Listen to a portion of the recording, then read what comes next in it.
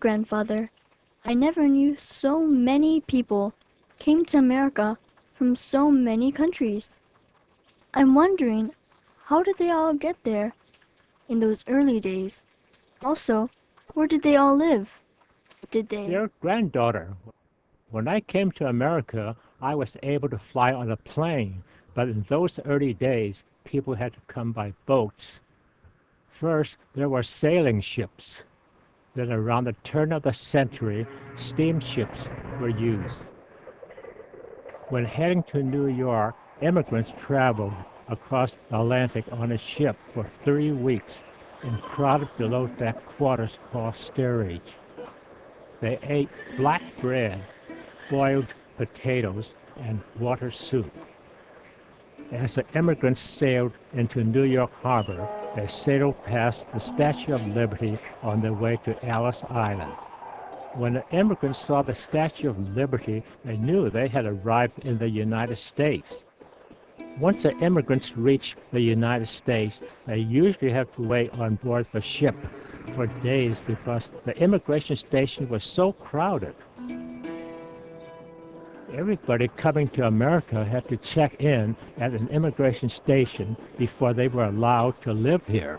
This is where they kept track of everyone entering the country.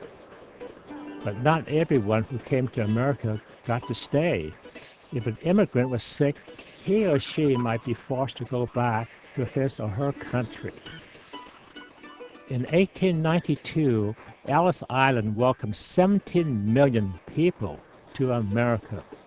On the West Coast, immigrants usually landed at the Angel Island Immigration Station in San Francisco Bay. Millions of these arriving immigrants stay in the cities where they landed. On the East Coast, that was New York City. For most immigrants, these cities were a whole new world. New York was like no other place they had ever seen. Many immigrants had lived on small farms in Europe and had hoped to buy land in the United States, but very few could afford to do that. So they often settled into crowded neighborhoods. A lot of immigrants live with relatives or friends in poorly built apartments called tenements. Tenement life was a hard one. 5 to 6 people would have to sleep in one tiny room. It was dark and stuffy, with too few windows for light or air. The streets outside were always noisy and dirty.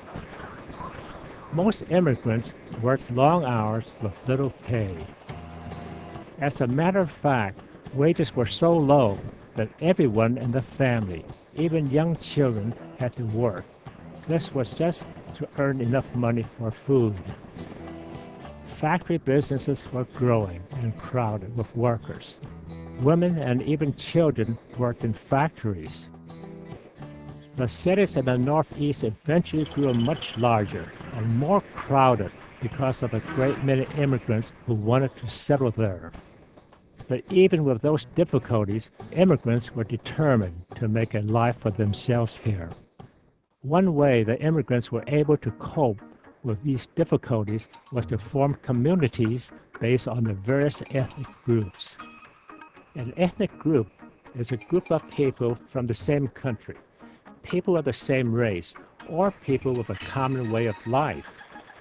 These ethnic communities or neighborhoods could be found in just about every area of the United States. New York City is packed with neighborhoods based on ethnic communities. Many Italian families settle in a New York neighborhood called Little Italy. There are the traditional outdoor cafes here, as well as stores that sell Italian products, everything that reflects their culture back home. The largest Chinese population in the United States live in Chinatown, which is in San Francisco. Los Angeles' largest ethnic community is a Latin American neighborhood located in East Los Angeles.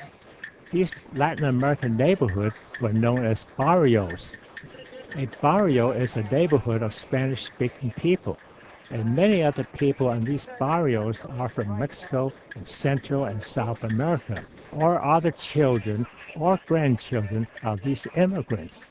Like most other new immigrants to the United States, few Mexicans spoke English or knew people here. Just to be able to talk with people in their own language make them feel more at home.